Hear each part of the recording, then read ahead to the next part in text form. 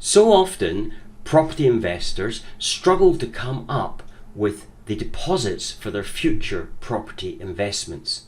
They rely on a technique of having their properties revalued and hoping that that therefore increases the equity within those properties and that they're able to pull that out and therefore have the deposits to purchase their future properties. But this is a very slow technique and can really stunt the growth of a property investor's business. There has to be a better way, and indeed there is. What about having a huge chunk of money land in your bank account, allowing you to buy multiple properties on one go, which is far better than the re-evaluation process. In this video, which we're about to see, it's from our membership site and it talks about creating chunks of money in order to aid your cash flow. In other words, the cash flow from your existing properties. So I hope you enjoy it and I look forward to your feedback in the description below once you've had a chance to view the video.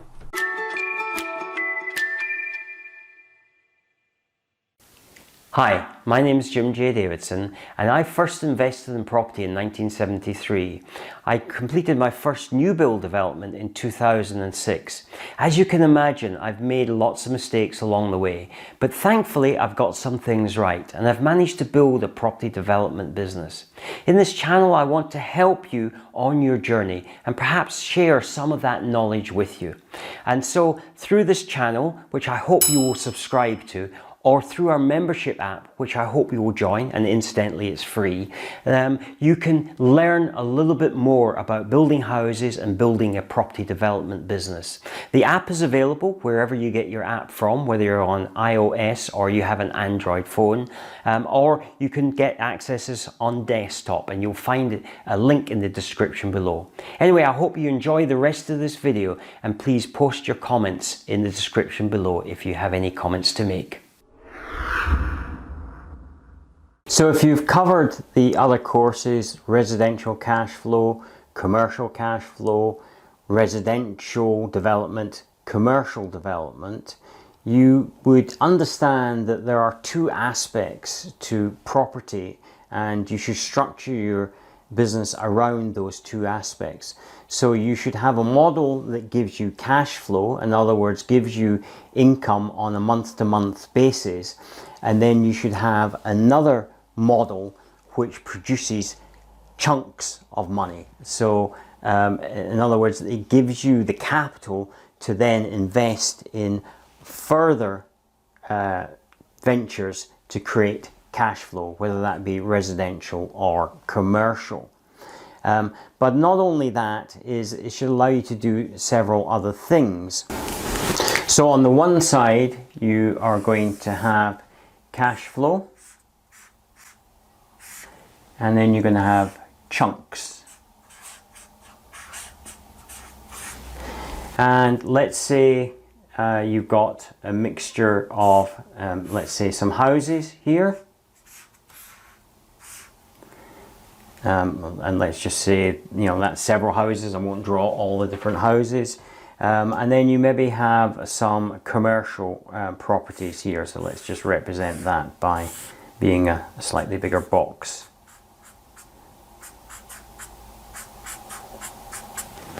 And so these produce a monthly cash flow for you.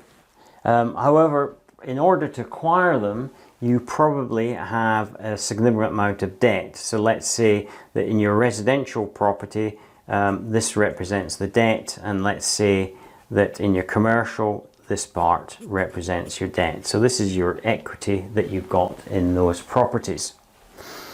And then you do a development, and that could be land that you buy. So maybe a piece of land, you gain planning on that and you get an uplift in value on that. So you bought that land and maybe say it's doubled or tripled in value. You're then able to take this money here and start to pay down some of this debt. and say again in these properties here. And what that does is then increase the cash flow from those businesses, because you have got less debt on it now, less borrowing, so your interest comes down, and you've got much more profit left over after you deducted those expenditures.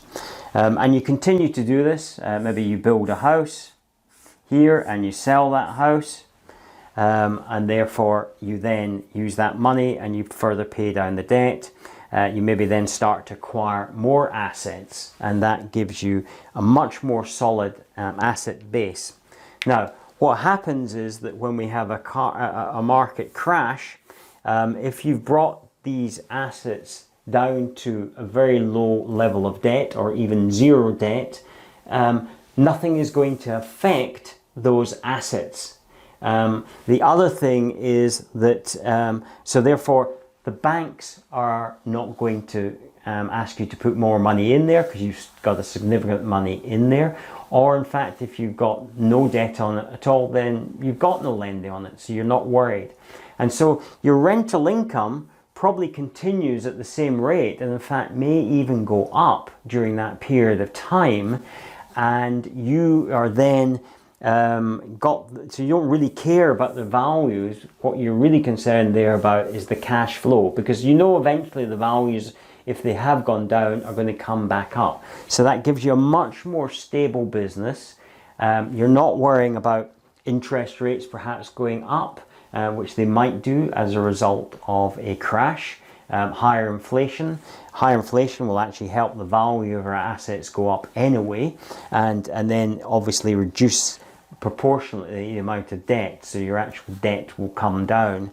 And then more significantly, as the market crash progresses, probably after about year 2, a lot of the opportunities of people who didn't do this will then become available. So they will have tried to hold out, they may have tried to sell the properties, they're maybe not pressed to sell it, but they nevertheless want to sell them, and they've got these assets that they need to be disposing of. Now, particularly if it's a commercial property, it's sitting on somebody's balance sheet, it's costing them money to insure, it's costing money to service, it's costing money for security, particularly if it's an empty property, and they want to move that liability off their balance sheet. And so therefore they're much more willing to then offer you that at a better price. And I would certainly be rather dealing with this sort of pain than dealing with this sort of pain that might affect an individual, and they may be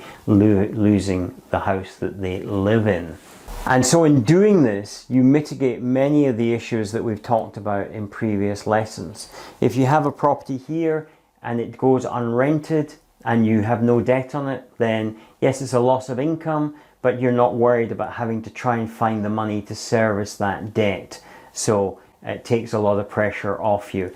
If you've got a commercial property and you've got some of your tenants leave you, then you're again less worried about that. And in fact, with a commercial property, the likelihood is that people may be in longer leases and want to transfer it into yours if you're offering shorter leases on that particular property. So there are many attractions to creating this, and you can wait it out. But you can also then take these properties which you've got very little debt on, and because you've got such good assets, borrowing will be available to you to buy other assets, where for most people they won't have the asset base in order to leverage borrowing, and in fact they're probably maxed out as it is, and they will be seen as a less secure risk. So lenders will still be wanting to lend, but they will be lending to AAA rated borrowers rather than others, because there'll be plenty of people after their money at that particular time, and they can be very, very selective of who they would choose, and you can be one of the people that they choose, should I say, not choice. So I hope you found that useful and can use that technique to accelerate your property business, to get it really up and motoring. If you think this information would be valuable to other people, then please like and share and spread the word. If you haven't already subscribed to the channel, we'd love you to do that. If you really want some help in getting moving with this strategy, in other words, getting into property development, then please join our membership site there. We're about to launch the second phase of our Find It course, which is the all-important aspect of finding land, and finding land that's off market. So you're buying it at the right price, which is absolutely key to property development. If you haven't already consumed a lot of the videos on the channel, we're over 70 videos now, please have a look around and have a look at see what else you can find of value there. And so until the next time, when I look forward to seeing you, stay safe and enjoy the rest of the site. Thank you for watching. Subscribe for more videos, then click to watch the next video. Please remember to visit our website at builditandprosper.com, Together app, or click on the button on the YouTube header if you're on desktop.